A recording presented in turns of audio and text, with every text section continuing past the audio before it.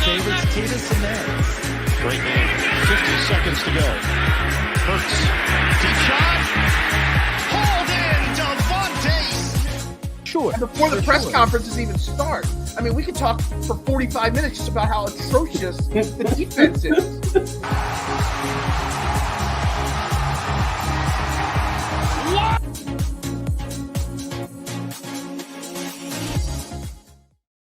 What is up, everybody? It's trending. Yes! Trending in the AM, in the PM.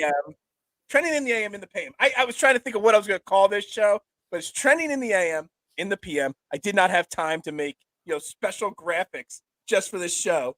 But we are live here, Facebook, Twitter, Twitch, YouTube. Obviously, talking about the huge news from today. It finally happened. Bye-bye, Ben. Welcome in, James Harden. We're live, Facebook, Twitter, Twitch, YouTube. Make sure you share it out, like it, retweet it. Team DSM, Team Trending in the AM. I am Phil Stiefel at Beard of Knowledge, joined by my man from Mondays on Trending in the AM, Mark Muscatelli. Follow him at Mark Muscatelli on Twitter. Good evening, Mark. You look a little different in the dark. Your 5 o'clock shadow is coming in. Yeah, I'm looking on. I threw on my Sixers shirt today. I got my Villanova hat on. It's all basketball tonight. So today is the day. So this is my. You got to set that on fire. You got it's going in the workout pile. That back there is where I put my workout shirts. I would use it as a grease rag at the pizza place. That stuff's combustible. Oh, we want it to be combustible. Yes, as Adam is saying here on Facebook, I'm so glad the Simmons drama is over. And we got Harden. Sixers won the trade. Let's go Sixers. This is a time to be excited. This is a time to be. I'm ready to roll. I don't know about you, but when I blew through about 80% of my phone's battery in about 30 minutes today, just refreshing, going through notifications all day long, just knowing that this was going to happen and when it was going to happen. Can we get this video sponsored by Just for Men for Mark? Absolutely. If you know somebody, Jim, at Just for Men, absolutely send them my way. We will get them to sponsor Mark himself. Not even me. I mean, I'm wearing a hat.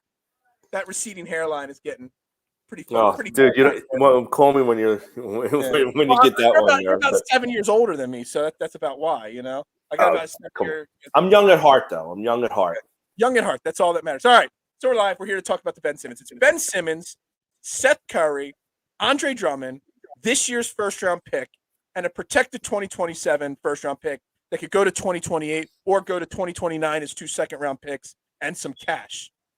All right, so hold on. Before we get into that, I do want to say, and I'm going to put this out on Twitter later, the beard all ready for Harden. Okay, so I was thinking about shaving my beard off. There's no way I could shave my beard anymore now that James Harden's in town. There's no way the beard's going. No, you got to grow it out. I got to grow it longer, and I got to compete with James Harden. So, Mark, when you heard the news today break that was what the trade was, no Tyrese Maxey, no Matisse Tybulle, what were your initial emotional feelings that A, it happened, but B, that's all we had to give up? I thought it was a steal. I thought it was definitely in the favor of the Sixers, and I was flabbergasted that they did not give up Maxey or Tybulle in that. I was floored that happened, and it just goes to show you when you have top-notch executives running your front office. A guy like Daryl Morey, he knows what he's doing. He knows what he's doing. He obviously knew who James Harden wanted to play for them. That supposedly those guys are tight, and he waited it out.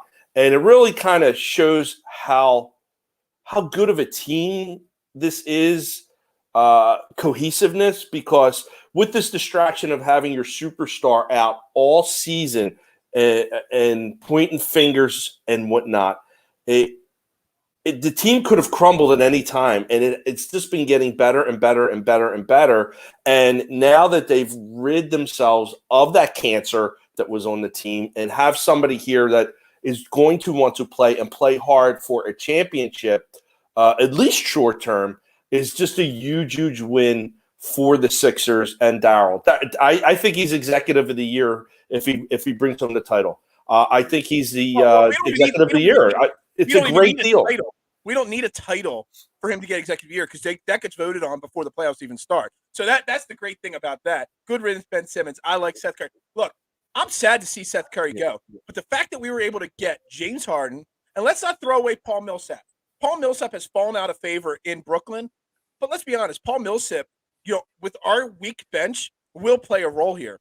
So we basically were able to get rid of a guy that hadn't played once this year, that didn't want to be here, for Seth Curry, a guy that I've been saying since the day we got him should be a bench player, not a starter. Okay, you didn't have to give up Matisse Tybulle. You gave up Seth Curry and Andre Drummond, a backup center. That's it. Actually, you didn't even give up Seth Curry. If you really want to break it down, we basically traded for James Harden, Andre Drummond, and Josh Richardson, because basically we got Seth Curry for Richardson straight up. So really, it's Richardson for Harden is basically what the crux of this deal comes down to. So Daryl Morey turned Richardson into Curry into Harden. I love it. It's a great deal. That sets good teams apart from great teams when you're able to do these things. And that was just a great move because you're maintaining the core of the team.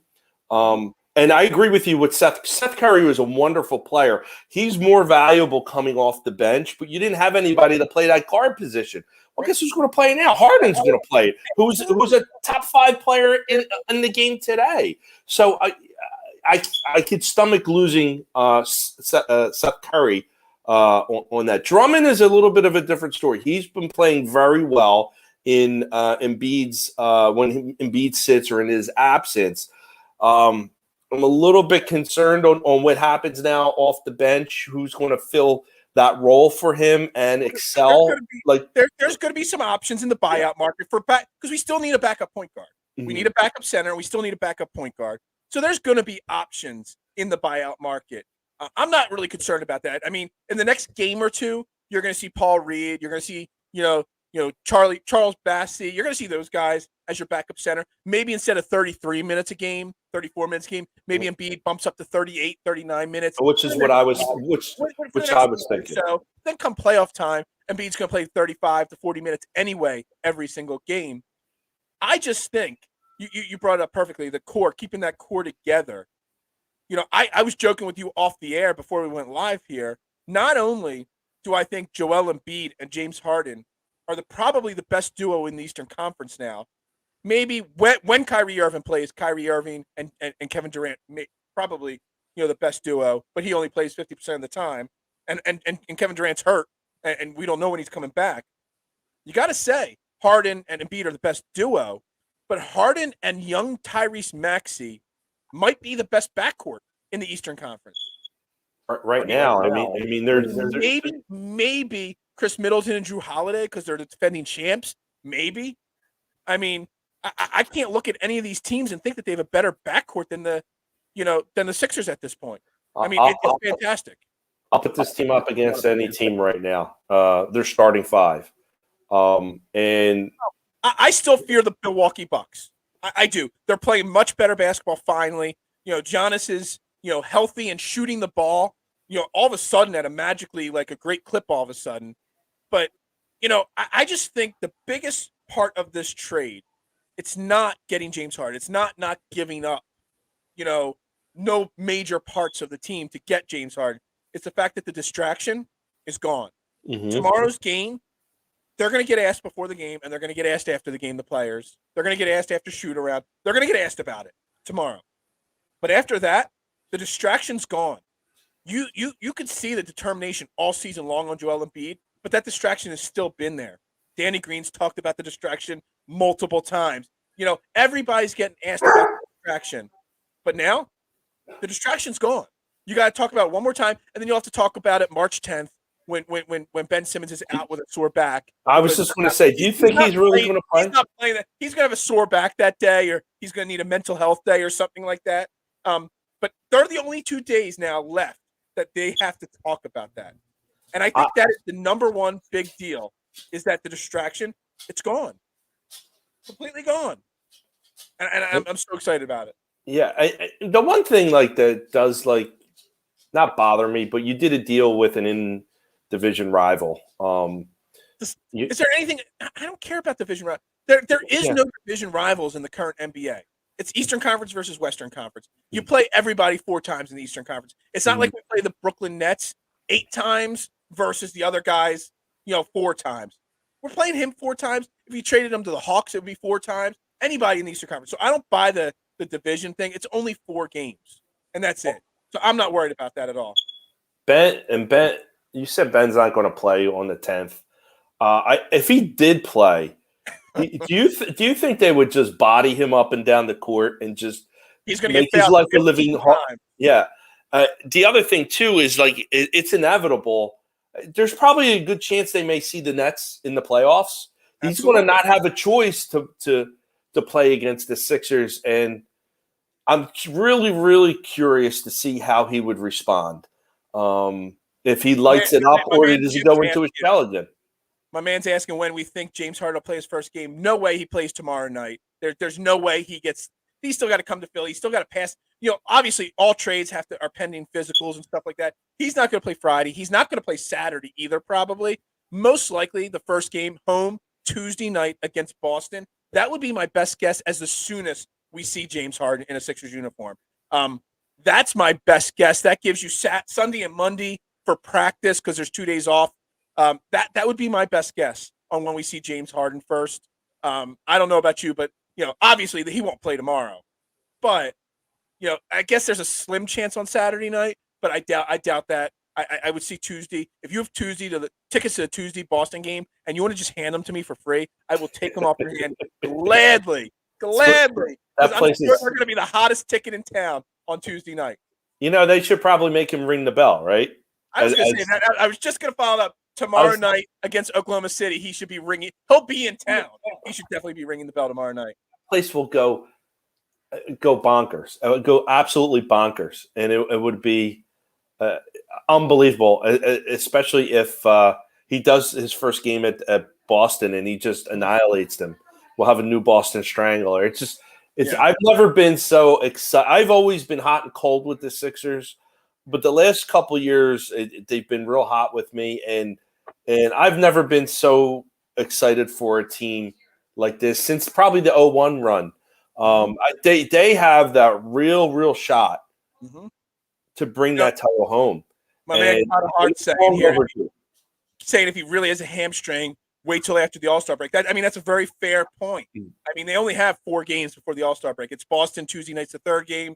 Milwaukee on Thursday night, and then they're off for 8 days till Minnesota after the All-Star break. Maybe you wait till after the All-Star break, but I don't believe that he had a real hamstring issue that was really just holding out.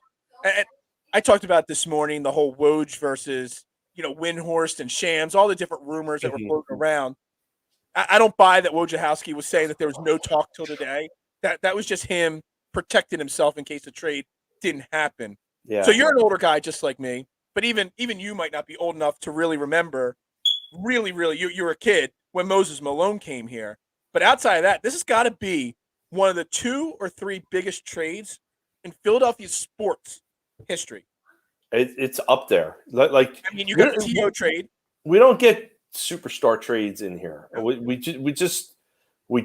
don't. With Moses, I was a little kid, but I do remember that Sports Illustrated article with him. I think he was on the Art Museum steps with all the kids behind him. That was a big deal, and that was done because they couldn't get over the hump. They couldn't beat the Lakers, or they couldn't get out of Boston. They needed that big man. And they traded. Darryl Dawkins was one of the guys that they axed off the team to get Moses on there, and I forget who else that they traded for. I don't remember, but that was it. Got you over the hump. Now 4 years later, they ended up trading him for essentially Jeff Rulin, who never really played for the Sixers, on a draft day deal when they could have had Brad Daugherty. That was a big mistake, but I'm okay with Harden being here for 2 seasons. Absolutely. And that was I brought that up on other shows this week, that I was thinking that the deal hadn't gotten done yet because the Sixers wanted confirmation. Either at a minimum, he was going to opt in like he did for next year, or that he was going to sign an extension. And he literally 2 minutes after the trade news broke, news broke that he had opted in for next year. So we get Harden for 2 playoff runs, at least. Which is huge. That's The huge. window is wide open for 2 years. Absolutely. After that, you have to start making some decisions.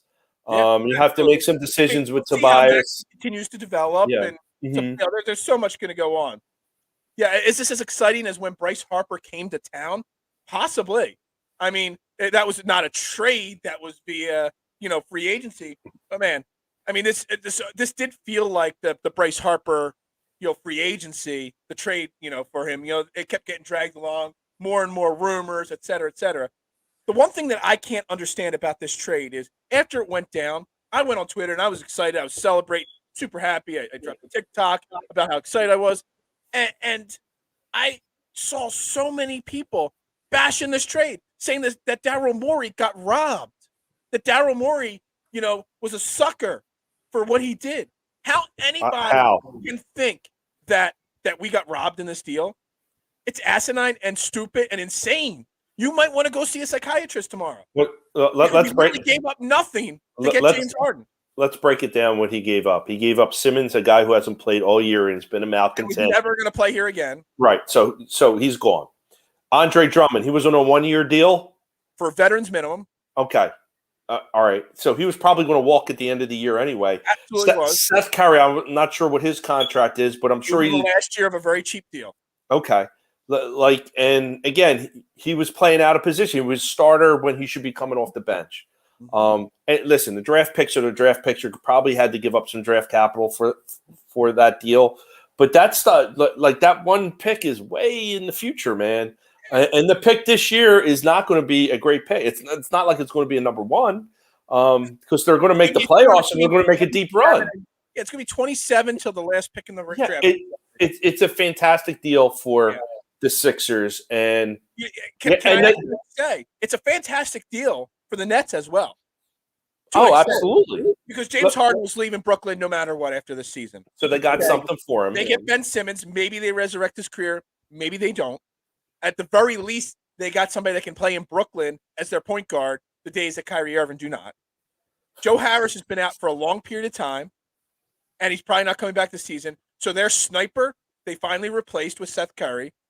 LaMarcus Aldridge has been their starting center. Blake Griffin, I mean, I said it last year when they got Blake Griffin, he's washed. Blake Griffin's washed. So now they got a backup center, somebody big to fill that, that void.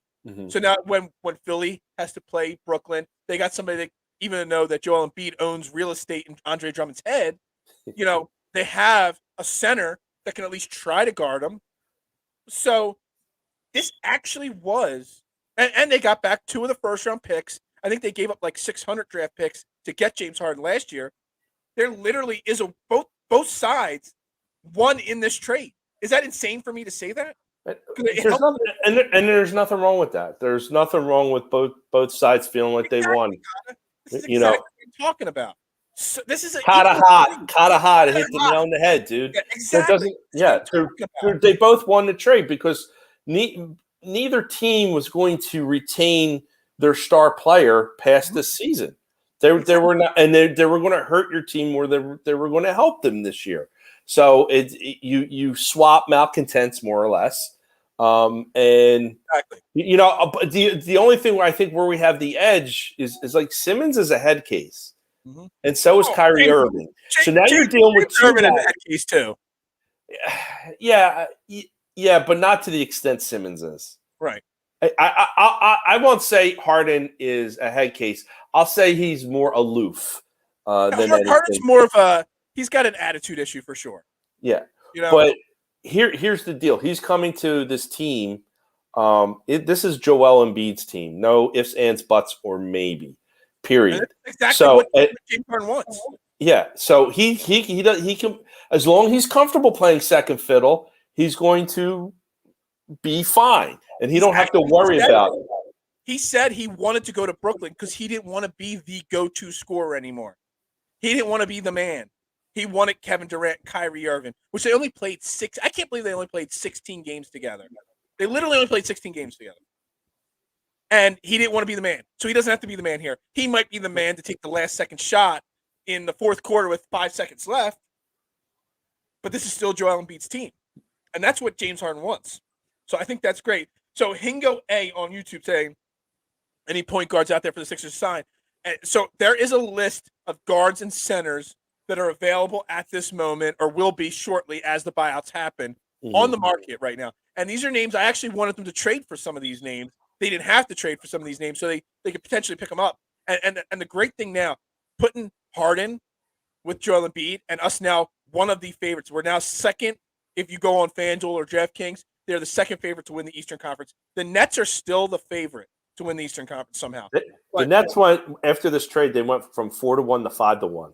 Right. So their odds worsen. 10 or 11. Yeah, but they're still number one. The Sixers are now like 7-1, I think it is, to win. But anyway, here are some names that will be available tomorrow or in the next couple of days on the buyout market. Guards, to answer your question, Dennis Schroeder, who I wanted the Sixers to trade for, Eric Bledsoe, Goran Dragic, who was part of my first – I don't do the trade machine, but the first trade machine thing I did for the morning show was a trade with the Raptors for OG and Goran Dragic, because I thought OG would play a great position on the wing. He could be our 3/4, and then you get a Goran Dragic to back up Tyrese Maxey. I actually would love Goran Dragic on the Sixers. DJ Augustine, Thomas Satoransky, however you say his name, Gary Harris.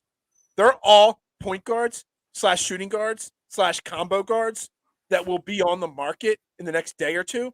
And you have to think, now that Joel Embiid is paired with James Harden, the Sixers are a very attractive place for these guys. Oh, because these guys in the buyout market want two things. They want to win a title, and they want an opportunity to win a title and just show off in small little spurts so they can get a big contract next year. Because buyout market guys are just signed for the rest of the year. And all those guys are young enough or experienced enough where if they have a good playoff, run as a bench role guy, can get a bigger contract next year. So each and every one of those, like originally it was saying Goran Dragic was going to go to Dallas with the buyout to play with his, country mate in Dallas. Well, all of a sudden he might be like, I still want that title. Maybe I go play with James Harden and back up Tyrese Maxey. Eric Bledsoe, his shooting off the bench. When he gets hot, he gets hot. Dennis Schroeder, he turned down that massive contract 2 years ago and ended up making bare minimum because he bet on himself. He got hurt and he failed. He still wants to make one of those big contracts. These guys are guys that can help this team. We get one or even two of those guys on our bench. All of a sudden, Furkan Korkmaz, you're at the back of the line. It's poor Furkan. So crazy how making this trade all of a sudden makes the Sixers a destination. Absolutely. Yeah, and even going in the offseason for next year, players that have to sign 1-year vet minimums, they're going to want to come here to play with Harden and Embiid. So yeah. As long as Embiid is here and as long as the team is competitive, I already said this, Carter. We're going to get into it in a second, Carter. Hang in there. He's a soft guy too. He's another guy that needs people around him to. I'm not a Durant fan. I know he's super talented and whatnot, but he always seems like he's got to be. Durant is one of the best offensive scorers I've ever seen in my life, and I'm 41 years old. But that's all he is. He's a scorer. He doesn't play much defense or anything else like that. Yeah, I think people want him to come here because he owns part of the Philadelphia Union. I think that's part of the reason. I said that today. I said he went from Steph Curry and winning multiple titles to Seth Curry and not winning titles. And I'm going to tell you, he just went from one head case to another head case. He's already got Kyrie Irving. Kyrie Irving and Ben Simmons, they may work together, but odds are they're going to bash heads. And Kevin Durant, just like Joel Embiid, subtly, he subtweets and, puts out these little cryptic comments and stuff like that. Kevin Durant just flat out goes, yo, what's up? He'll do it on the court. Ben Simmons passes up a shot. I don't know if you saw the NBA 2K video. Like they did like a video game video of. I just saw that on a game 7. Game 7. Yes. Ben passes up and passes it out of bounds instead. Kevin Durant, Joel Embiid would be like, yo, right after the game, he'll whatever. Like no one directly called out Ben Simmons after the Hawks game. It took a while until they called him out. Kevin Durant, right on the court when it happens, is going to put his arms up and be like, yo, what the hell? So that's not a match made in heaven right there. It may work out. It probably won't go. Do you want my honest opinion, Phil? I think Ben Simmons, with him 5 years, will no longer be playing basketball. I think we talked about this before on one of our shows. He doesn't have the heart. Yeah, I don't think he wants to be. He wants to be an influencer and go out with Kardashians and he wants to live that lavish lifestyle, but doesn't want to do what it takes to earn that money. That's like the feeling that I get from him.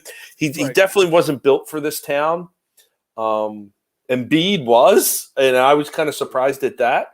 Can you imagine right now we have Joel Embiid and Bryce Harper and Jalen Hurts, 3 guys tailor-made to be Absolutely. a Philadelphia person. They're not all the same level, but they are all tailor-made to be in Philadelphia. It's amazing to see. Yeah, and when you have guys like that, we'll support them 1,000%. Like Embiid, I'm ready to build a statue for this guy just for his tweets alone. Like that tweet with the guy standing at the funeral. I had to explain to you that meme. Yeah, I didn't know what it meant. I saw everybody quote tweet that day. I'm like, what does this mean? I must live under a rock. He stuffed Ben Simmons in a locker with that. He body bagged him. And I can't believe a star player would do that to another star player that was his teammate. Usually you kind of take the high road and you don't say much. This guy said, nah, screw it. Everybody wants to know. And that tweet was sitting in his drafts since June, man. Probably, it's been sitting there since June, and and he's been letting a little bit out here or there. He had a big interview with Mike Missanelli this week. Yeah, he let out some nuggets, who? Mikey Miss? Who? That other station? He blocked me a long time ago. Somehow he hasn't blocked me yet, but Ruben Frank has blocked me, and I'm not sure why. But I've never said a single thing wrong to Mike Missanelli, other than to get on a side tangent. Years ago, I forget the guy's name even at this point. I've only called into 97.5 one time in my life, and it was when that offensive lineman from the Dolphins was being bullied, and he was making fun of him. That's how long ago. He was being bullied, and I called the show because Mike Missanelli was making fun of the guy being bullied. That how can a big guy get bullied and not just fight for whatever? I'm a big guy, and I was bullied as a kid and as a teenager. And I called in to say, yo, it's not cool to make fun of somebody like that. And he laughed at me on the air. So I went on Twitter and said something, and he blocked me after. Boom, that. blocked you. Yeah, I'm done. Yeah. I'm good. I'm good. Surprisingly, Tyrone has not blocked me. Because I've gone back and forth with him a little bit. It's just a matter of time. He unblocked me. I got blocked by him by association with somebody else with my previous network. But then once I left that network, he unblocked me. So that was good. So. That's Ruben Frank has me blocked, and I can't for the life of me figure out why. Well, so, I mean, anyway. I've never really interact. Well, in any case, let's get off of Twitter and get back on the Sixers and where we're going to stand on Broad Street once the parade occurs. Absolutely. So, we're going to do a live show of Trending in the AM from the Sixers broadcast. From the I would be all for that. I'll be at the Parkway for live broadcast very well, but we will find a way. Me, you, and Jason, and the rest of Team Jason. We are going to do a live broadcast from the parade. I guarantee it. Because we're going to win a title here, are we not? I mean, the odds say that our odds just went right up with it. Way up, yes. They canceled practice today because Doc Rivers had to say goodbye to his grandkids. Sorry, bad joke. No laugh at that one. There's probably a lot of truth to that. It's a good joke, but it's probably a lot of truth to it. I mean, he kind of floated that out this week while he was on the team. That probably was a hard thing for him to do. Yeah, he probably had to sign off on it to an extent, and it was probably hard. But while practice was canceled, guess what? Joel Embiid was there working out today. He was out. He didn't give up. He knew James Harden was coming. He knew it was coming. He was putting in the work today because he wants to win this title. That's the difference between him and Ben Simmons. Joel Embiid has seen his flaws and continued to get better. We keep talking about he taught himself how to ball handle literally in the last 3 weeks. He doesn't have to do that anymore with James Harden on the team. Did we lose you, Mark? Oh, you're back. I got you. We're back. Okay. I didn't get any of that, didn't hear any of that, but that's what he alluded to in the interview with that unnamed sports host, is how much work that he's put in and how much work Maxey's put in to improve their game. And he threw a shot at Simmons. He threw a shot at Simmons, and rightfully so, man. Did he really put the work in? I don't think so. And it's one of my favorite movies in the world is A Bronx Tale. And the theme of that movie, there's nothing worse than wasted talent.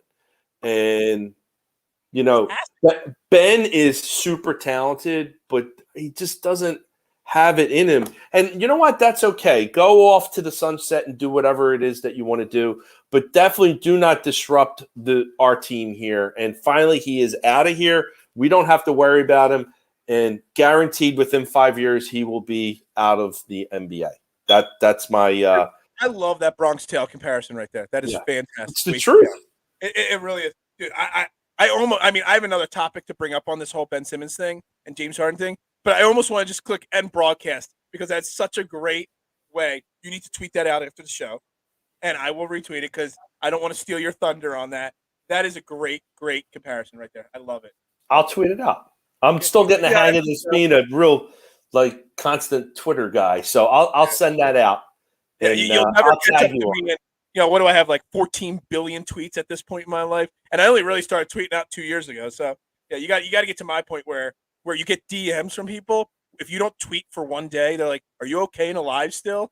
That's where you got to get to, like me and all.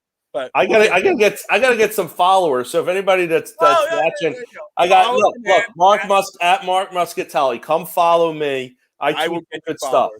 I will get you followers. It takes a lot of work, but I will get you. All right. So here's an interesting thing I thought of, as we were going on, and there's been a lot of criticism of Doc Rivers. First off, of his all bench lineup. All of a sudden now, putting James Harden on this team. There is no excuse for Doc Rivers to run an all-bench lineup. None. Because you got Maxey. There's never going to be a moment now, unless Doc Rivers is a complete and total idiot, which I don't think he's an idiot. There's not a moment now where you will not have one of these four, Tyrese Maxey, James Harden, Joel Embiid, or Tobias Harris on the court, at least one of them at all times now. Yeah. So that's the first part of it. We talked about this briefly on the either I tweeted it to you or we talked about it on Monday's show about doing the all bench lineup. Thank you, Adam. I appreciate it. I got you one more. All right. Talked about that all bench lineup would drive me crazy, and he would even do it in the playoffs. And sure enough, against the Suns, he did it. They had a 12-point lead, and then 14-point lead. And then he puts the whole bench in, and then they blew the game. You got to win these games. You got to win these games towards the end.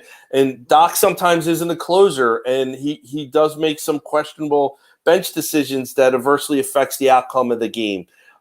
He was named one of the 25 best coaches of all time over Billy Cunningham, which is a disgrace. But he is a good coach. He's better than Brett Brown. Somebody did tell me I was bashing Doc Rivers. He said he's not a good in-game coach, but realize one thing about Doc Rivers. Since he's been here, Tobias Harris has gotten better. Joel Embiid has gotten better. And Tyrese Maxey, in literally less than a year and a half, has become one of the fastest growing stars at a guard position in the NBA. So he develops talent really well. He just makes really bad in-game decisions. Well, if that's the case, he needs to surround himself with assistant coaches to steer him the right way. Who's on his bench? He was missing the one guy who had cancers. Sam Cassell is on there. Jaeger, whatever his name is, he just came back in the last game, which is great that he's back on the bench and all. So here's the question that I'm going to pose on Twitter. I'm going to put a poll question after the show out there. I'm going to run it for a few days. Who has more pressure on them now to win an NBA title? James Harden, Joel Embiid, or Doc Rivers? Because if Doc Rivers does not get to the Eastern Conference Finals or the Finals this year, he's probably gone as the head coach. And they probably bring in a new head coach next year. I've already said Doc Rivers might be done. You kind of see his energy level down. Literally, I was listening to a show earlier today, and they're saying since he started coaching with Orlando back, 20-some years ago, he has not had a year off. He went from Orlando right to Boston, right to LA, right to Philly. And after LA, there was talk that he was gonna take Well, a he year had, off, and he never did. which what I recall is he had to be talked into coaching the Sixers, if I'm not Absolutely. mistaken. I wanted Ty Lue. I didn't want Doc Rivers. Doc Rivers was my number 2. I don't think, from an optic standpoint, Ty Lue was the right choice. Like, I mean, especially with I don't. I mean, I'm sure he would probably do fine, but like, I think Doc was the right choice. I think Doc has. I think they're going to give him the 2 years with Harden to figure it out, and after that, like if I was Doc, maybe I'll just retire or be an analyst somewhere. Like, you don't have to go through that grind anymore. I mean, there's nothing for him to prove, really. He has a championship. He is one of the best coaches ever, although not better than Billy Cunningham. But how do you really feel about that? Yeah, I just the list was a little on the weird side. Look, I think Doc Rivers, if he doesn't get to the finals, might call it a year and take off. If they get to the finals, he'll come back. They'll run it back for next year. But I think if he does not make it to the finals this year with this team, I think he doesn't get fired. I think he's like, yo, I need a break. Walk away. And they'll promote one of the hottest coaching candidates out there, Sam Cassell, who's on our bench. And I've thought about it already this year that it looked like Doc Rivers needed a break. Maybe Doc Rivers could just pull a Phil Jackson and take half the year off and only coach home game, whatever. It just looks like Doc Rivers needs a break. You just see the exhaustion in his face on a given night. He wants to play golf a lot too. So I could see, if we do not make it to the finals, that there's a clear chance that the pressure is just too much for him. And let's be honest, one of the biggest things with James Harden isn't the fact that he just played on 3 different teams in 3 years. Mm-hmm. It's the fact that look at his time with Houston. All the different coaches he blew through with Houston. I mean, they had Kevin McHale. They had D'Antoni. They had Silas's son. I forget what Paul Silas's son's name is. That's the coach there now, or was there last year. He's blown through a lot of coaches. Then he went to Steve Nash, and he's moved on from Steve Nash to Doc Rivers now this year. There's a good chance that only certain types of coaches can manage a James Harden personality. So we'll see if Doc has it in him to do it. Yeah, and if they don't get to the finals, make him or break him. Yeah, I don't know. I think it's an interesting. Who has more pressure on them then, Doc Rivers or the player? I don't think it's Doc. I think it's Harden. He got what he wanted, and it's up to him. Yeah. You like, how many more chances you're going to get? Either shit or get off the pot. It's time for him. I mean, Embiid, honestly, his window is open, and he is. None of this is his fault. He's done nothing wrong. He's done everything that has ever been asked of him to do. Has he been hurt here or there? Yeah, that's not his fault though. He's done everything that is asked for him. He needs help. We've gotten him help, and he needs help not because he's deficient, but he just can't keep that team, the entire team, on his shoulders. He's done more for this team than Ben has. And it's only right and fair to him to get him that scoring punch that's really needed. So this isn't an Embiid issue. He has a lot of leeway. Ask me. This is a Harden thing. This is you've been jumping from team to team to team. Finally, you've gotten to, honestly, the best player in the NBA right now. That's my opinion. And you asked to be on this team. Now show it, and now win a championship. If you don't do it, then that's on Harden's legacy, not Embiid's or Doc's. Okay, that's fair enough. All right, so I mean, I didn't know if we were going to go 20 minutes tonight, 40 minutes tonight, an hour tonight. I just want to say this. Where do the Sixers end the regular season, and how far can they go? I'm looking – I have the schedule up on my screen right now, on a side screen and side tab here. And obviously, they got some tough games coming up. They got Oklahoma City Friday, which they're going to be slightly shorthanded for. That's fine. But I think that Joel Embiid and, Maxey and Matisse, the guys that left that are going to be playing on Friday night, they're going to be energized. They're going to rise. And, I mean, obviously, Oklahoma City is a bad team. So I'm not worried there. But after that, they got a couple tough games. They got Cleveland. They got Boston. They got Milwaukee. But let's go through the schedule. I'm going to go backwards on the schedule. The last 7 games of the season are against Detroit, Indiana, Toronto, Indiana, Cleveland, Charlotte, Detroit. So Detroit twice, Indiana twice, Cleveland, and Charlotte. Remember a couple years ago when we ended the season with like a 16-game winning streak and we went to the playoffs on fire? There's a perfect opportunity at the end of the season to go into the playoffs on fire. The next 5 weeks, I mean, there's some really tough games. You got Miami in there. You got Dallas again. You got a couple Cleveland games. You got Denver, Brooklyn. Man, on March 10th, I can't wait for that game. I'm so hyped for that game. I might take what night of the week is that? That's a Thursday night. I am taking that night off. I might watch the show in my office and have a Twitter tab Spaces and do it live and talk with everybody as the game's going on. I'm so hyped for that game. Can the Sixers? How high can they go? I mean, right now the standings, that last 7-game stretch, the way you're spelling it out, it looks like 7-0 or 6-1. Absolutely. I mean, and then you're going into the playoffs smoking hot. As for seeding, there's no reason why they can't be a 1 seed.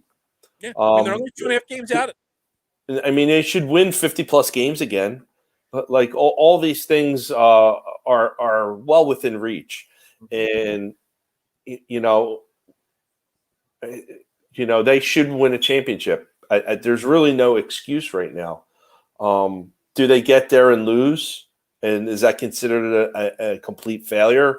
I don't know. Let's see how the rest of the season plays out. But obviously the window is wide open for this year and next year. They got to close the deal. They just got to go in and close the deal now. They got everything that they wanted. They've kept the core intact. Harden is the wild card. Is he going to be aloof or is he going to come in and play? I think he's going to come in and play. At least for the rest of the season into the playoffs, you're probably going to see top-level James Harden. What happens after that, I think, remains to be seen, something to keep an eye out on. But I think it's championship or bust right now. So I'm doing some math as you were talking there. Mm-hmm. The Sixers are 32-22, 2.5 games out of the first place. First place Heat have won 63% of their games. So 64% of their games would put them above the Miami Heat. So that means they got to win 21 of their next 28 games. They have 28 games left this season. Can they go 21-7 the rest of the year? I mean, we just knock it off the plate. If they're going to win their last 7 games, that means they only got to go 14-7 the rest of the year, up to that last stretch. Can they do it? Absolutely. 64%, 53 wins probably puts them in first place in the East. What did they go in January? 12-3, 11-3? What was that? I wanted them to go 11-4, and they went 12-3 with that last win. They went 12-3 in January without Simmons, without Harden. After a slow start and not slow start, but all the guys having COVID and being out and stuff like that. I mean, the team could have went in the tank and didn't. Which I mean, again, this is Embiid's team. He should steer it as he may, and I think he's going to. I think at the very least, we're going to have a finals series, whether it's against the Suns or another team. I don't know. I want him to win. You never know. Hey, let me tell you something. If we face the Suns in the finals, we almost beat the Suns literally a couple nights ago with no James Harden, with no Ben Simmons. Who's to say we can't beat them now that James Harden's here? Whoever we add in the buyout market, literally, I'm not trying. I know I'm being homerish right now. I'm super hyped that this deal is done and what we got and gave up, combo there. But I mean, I don't feel the Suns. I might feel Golden State a little bit more than the Suns actually at this point. I fear Milwaukee actually the most probably because Joel Embiid and Matisse Tybulle are now the ones that have to guard Giannis. I maybe I fear them, but it's really, they are probably one of the 3 or 4 best teams in the NBA now at this point. Yes, they are. There's literally no hesitation in my mind saying that. Literally 0. No, I agree. It's going to be a fun ride the next couple weeks, next couple months. Hopefully in June we're marching down the Parkway to another victory parade. I would love it. I would be so happy to think that the Phillies won in 08, the Sixers or the Eagles in 2017. Then we can get a 2022, Sixers title. That's not bad. I mean, it's not enough. I want more, but that's not bad. It's not bad. I'd be very happy with that. No, I absolutely. I mean, if that were to happen, I just look. My daughter was born in 04, and she would see all those parades by the time she is 18. By the time I was 18, I didn't see much of anything, to be honest with you. So I don't remember seeing the '83 Sixers. I was a baby at that point. So yeah, I was a little kid. I was a little kid in '80 for the Phillies. Yeah. My mom always told the story. I went to the first Flyers parade in her belly and the second in the coach. So, the Flyers for another story like that. That's the other thing. Two things to watch out for here, Phil. As it relates to the other franchises. One, let's just say the Sixers do win. There is a tremendous amount of pressure for the Flyers to do something now. Now that you have all the other teams have won a championship around them, and they're still sitting on 74, 75. Okay, that's one. Number two, the Sixers just made this huge deal. Russell Wilson to the Eagles. I know he's the guy, but listen, the other teams. Yeah, they feed off of each other, these franchises. They really do. And the harmony between all four franchises, it wasn't always like that, is really like they do. They feed off of everybody. Don't be surprised if something happens come April draft time, that something – maybe they do get Russell Wilson. Maybe they do get a top-notch Aaron Rodgers. Who knows? Calvin Ridley, even at wide receiver. Yeah, something to make a splash. Absolutely. I'm surprised it didn't break that kind of news didn't break at 4:00 today, an hour after the trade was announced. Just because that's just the way they are. That's a fantastic point. Fantastic. Yeah, it's. I'm really impressed. I mean, everybody was pushing Daryl Morey to play checkers, and that man was playing chess all year, and he got checkmate. There was talk to trade Ben Simmons for C.J. McCollum or Ben Simmons for Buddy Hield, and just the trades that we debated and discussed that we would accept. It's Daryl Morey. He you know what? You say chess check. The Nets thought that their three of a kind was going to win. And Daryl Morey's like, I got a full house here, man. And he just sat there and like the Nets turned over a full house, and he's like, I got a straight flush guy. It's like I look back at really scale. I'm going back to rounders. Check. All you do is check. And I'm thinking that. I'm thinking that whatever his name is, the GM of the Nets, he's the Russian in rounders going, you check. That's what I'm thinking of right now. It's really.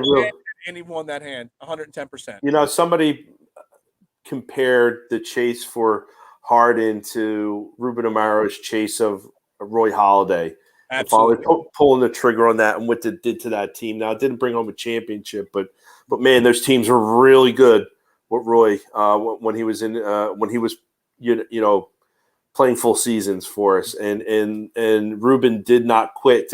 Ruben, and going off on a little bit of tangent. A lot of people hate Ruben for the outcome of that team and some of the contracts he signed. That guy did things that nobody else did for the Phillies. He chased some really big stars and got them, and spent money and did what it took to kind of build that team. I don't think he gets nearly enough credit that he should. Yes, Ed Wade drafted a lot of players. Yes, Pat Gillett kind of sealed the deal, but he wasn't.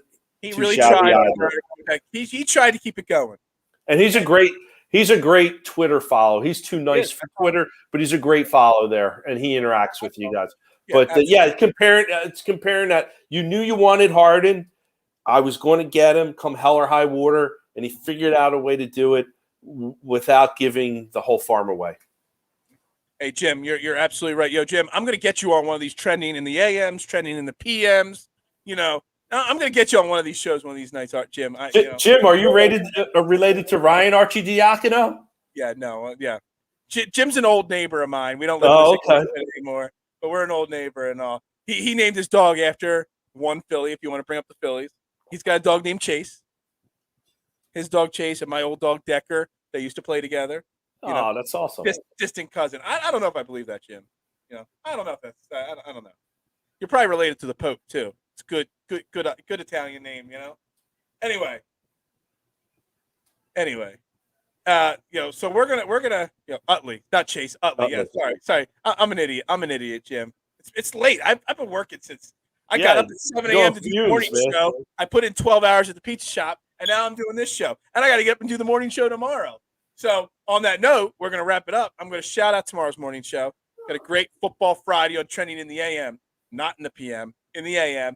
I got a long list of guests. I got Aaron Bell from Philadelphia Sports Network. I've got Trev from Ref the District. I got Mark Solano, CEO of Statement Games. Got a load of great people coming on. It'll be a great show. It's going to be an awesome show. Only Super Bowl talk tomorrow. Listen, I'm going to add one other thing. Everybody who's watching and listening right now, in your morning commute, if you're in the car at 8:30, plug your phone into that Apple CarPlay, stream Trending in the AM. It's the best show that's out there, bar none.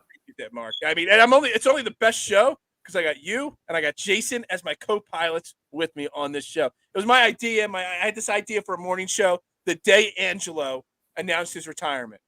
That's when the idea of Trending in the AM came up. Okay, Phil, you keep this up. You're going to leave us for the WIP morning show. You're going to go big time on us. I'm never going to leave you guys. I remember those that are helping me, and I help them. We got this. Someday they'll just hire all three of us. We'll all quit our day jobs and we'll just do the morning show. How about that? My wife would kill me, but I'd be living a dream. Jones, Jason will be Al Morgani because he's the hockey guy. I'll be Angelo, just much better than Angelo. We just got to find a girl to be the Rhea. I don't know if my wife would do it or not. So we got to find our Mel, Rhea. do you want to be Rhea Hughes? You want to be Rhea Hughes? No, she's standing right over here. Oh, is he? Did Shaun White just won his gold medal? He did not win. His what?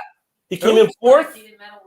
Oh, Shaun White, the snowboarder guy. Who? You follow the Olympics? Who? We should do an Olympic podcast. No. I turned on the Olympics for literally 3 minutes last night, and then I switched over to The Fugitive, which we talked about. The Fugitive, the great, most underrated movie. Yeah, it's an awesome movie. I watched that over the Olympics last night because I've literally watched so little of the Olympics this year. I just can't get into it. I was watching the luge, and then this afternoon I was watching. How did Jamaica do in it? Oh, no, that's the bobsled. No, that's a bobsled. And then I was watching curling. I was at Chickies and Pete's today for lunch in Marlton. They had curling on, and we were talking about curling for a while. It must be nice to go to Chickie and Pete's for lunch, on a random day. Anyway. Well, listen, if I'm in Westchester area, the Kennett Square area, I'll be glad to have a slice of pizza at Fox's. Fox's Den, is that what it's called? Fox's Pizza Den. There we go. Fox's Pizza Den. One of these Mondays, I'm off. I'm going to stop by and grab a pie from you. There we go. We'll hang out. Well, let me know ahead of time. I'll bring the laptop. We'll do a live, 20-minute episode from the pizza shop. Dude, that would be awesome. Well, we're going to set that up in the very near future. Absolutely. Anyway. Yeah, and I know Jim's coming out soon too, because Jim and I we're gonna work together for sure. Trending in the AM, in the PM, excellent show. Mark, thank you so much. This was literally, I texted Mark literally at 7 o'clock. I'm like, yo, let's do this. And Mark's like, yes. This gets me away from watching the Olympics with my wife. I love it. I love it. Anyway, I'll be back, like I said, tomorrow morning, Trending in the AM, Football Friday, all Super Bowl talk. I'm going to do my best not to mention Ben Simmons once tomorrow morning. Like I said, loaded lineup, Aaron Bell, Trev from Ref the District, and Mark Solano from Statement Games. We're going to talk football. We're going to talk betting on football. We're going to talk literally everything Super Bowl related. Cannot wait till tomorrow morning. Yo, Mark, I will see you live on the air on Monday. I can't wait for that show. I can't wait for That's going to be a great show. It'll be a Super Bowl post-game show. It's going to be more Sixers talk. We're going to be talking about winning the title even more. Dude, Overreaction Monday, the day after the Super Bowl, and you throw in James Harden. Dude, it's going to be a fun show on Monday. So I can't wait for that. Make sure you're tapped in. Subscribe to DSM Media on YouTube. Follow DSM on Facebook. And make sure you follow us on Twitter. I am Phil Stoffel at Bearded Knowledge. My man, Mark Moscatelli, at Mark with a C, Moscatelli. You follow us. halftime show talk. Absolutely. Yaris, if you didn't watch, I already went deep into the halftime show and how I think this halftime show could become one of the top 3 of all time based on the best. We're going to get into that. We're going to do the commercials on Monday. We're going to do it all on Monday. I cannot wait. Anyway, let's wrap this show up here tonight. We normally say go Birds. Okay. Yeah, but we got to say I can't play the music because I played something that I wasn't supposed to on my golf podcast on Tuesday night, and it got banned off of Facebook already. So instead of playing, do you want me to sing a song for you? Hey, can you sing the Sixers song? You know, because I can't play the Sixers songs. Oh, yeah. Everybody. Clap your hands. Philadelphia 76ers 10-9.